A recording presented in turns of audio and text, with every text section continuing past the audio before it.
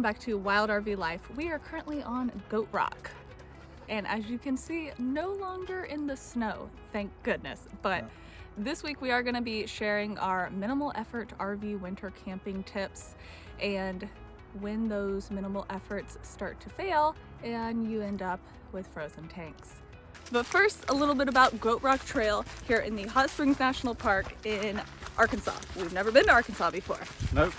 But we are on our way to Arizona, stopped here in Hot Springs at the Gulf Gorge Campground, and are staying until Friday, so just about a week. And this trail had no clue there was actually this huge mountain, not really huge mountain, I guess. No, it's pretty small compared to most mountains, actually. Okay, I honestly thought we were about to just walk through a trail in the woods though, and then it turns out there was quite a steep incline and a whole like summit to view. So, a pleasant surprise.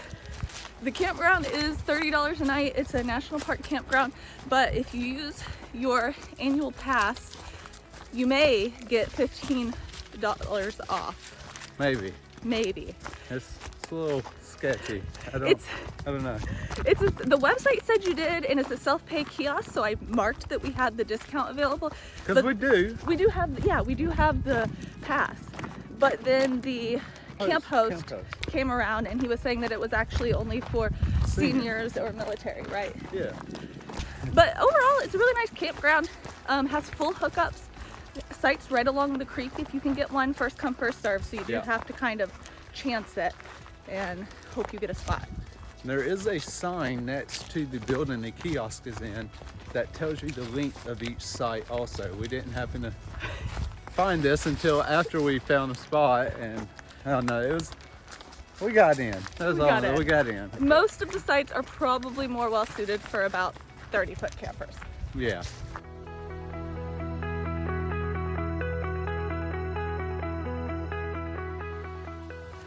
Okay, if we were going to describe winter camping in 3 words or less, what would it be?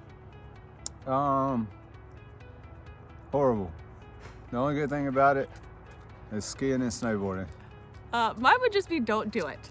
But if you're insistent on experiencing the snow in your RV, there are some things that you can do to make yourself a little bit warmer and toastier. And we actually had a really good experience at Shenandoah. It snowed, it was cold, but it stayed above about, what would you say, above 25 degrees? Yeah, I think so. I think it only dropped to maybe 27 one day.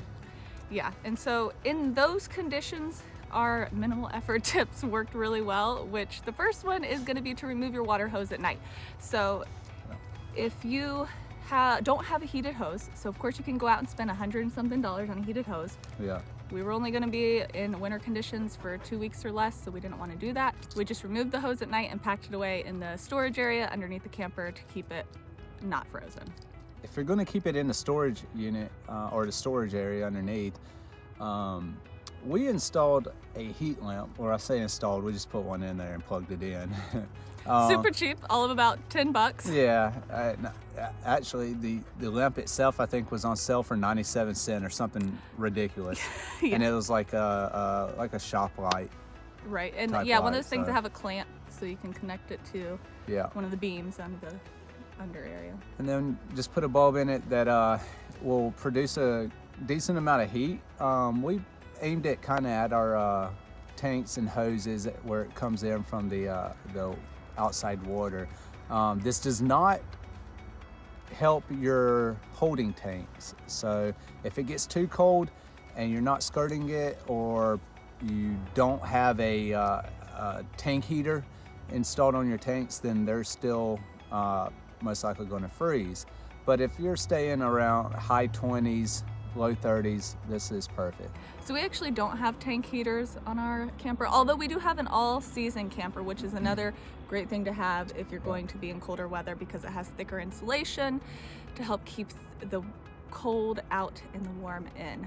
But we did run our furnace and our electric heater. So we have a fireplace, it's an electric space heater in the living area of our camper.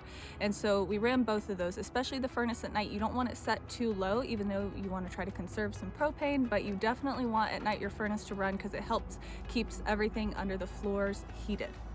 And then we went to West Virginia for our ski trip. Yeah. And everything went downhill from there. But everything stayed pretty good until we hit like low teens or single digits. It got And- down to almost 0 degrees. Yeah, one night. so it got pretty cold, and I think that first real cold night is when our tank froze, and so we no longer had any water. Luckily, where we were staying, there was a bathhouse with warm water and everything. It is annoying to have to walk back and forth, but it's better to have than not to have. Some people say to just run your water at night. So leave your faucets dripping. The reason why we could not do that is because we were at a campground without any hookups besides electric. Yeah. So we couldn't keep our water running, fill up our gray tanks, although in the end we had no water at all. So we probably should have just kept it dripping and hoped for the best. Yeah, yeah. But if you really want to do winter camping and you want to do it right, the best thing you can do is skirt your RV.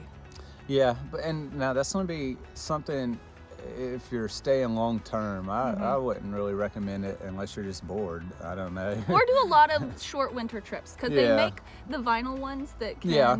go on and fold up, easy transport.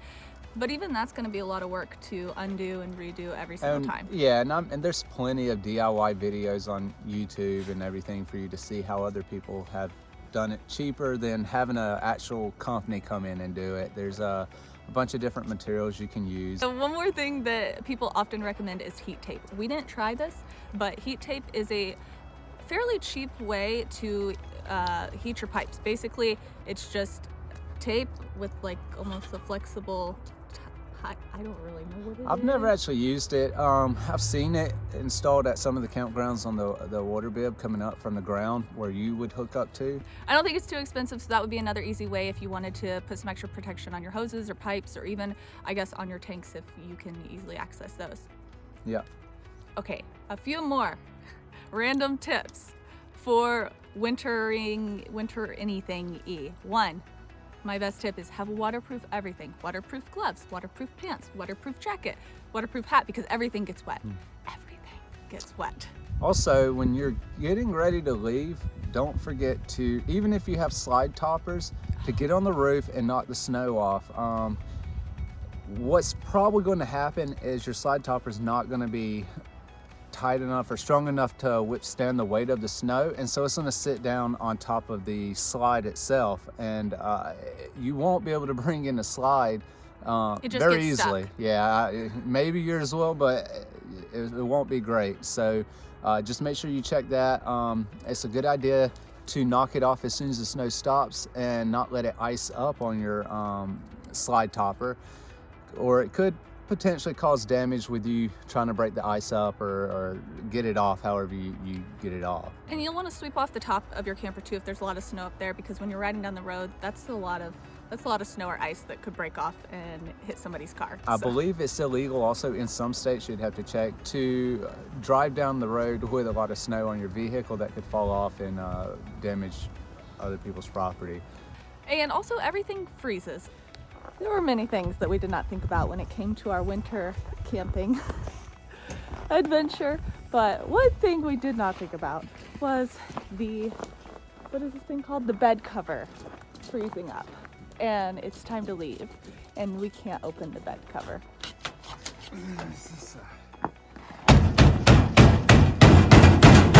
Okay, I think this is gonna be the one. Oh!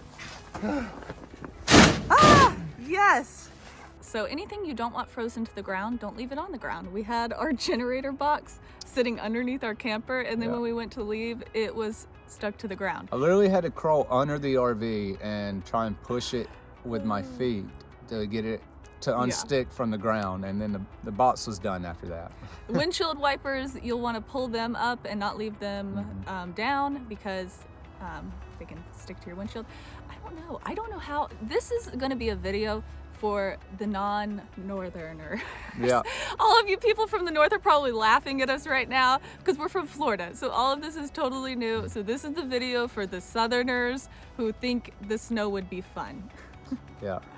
I don't know how you keep your car clean and looking good in the snow. Ours was so dirty by the end of the first snow. So it was actually today just got it cleaned up from our ski trip. So that was fun.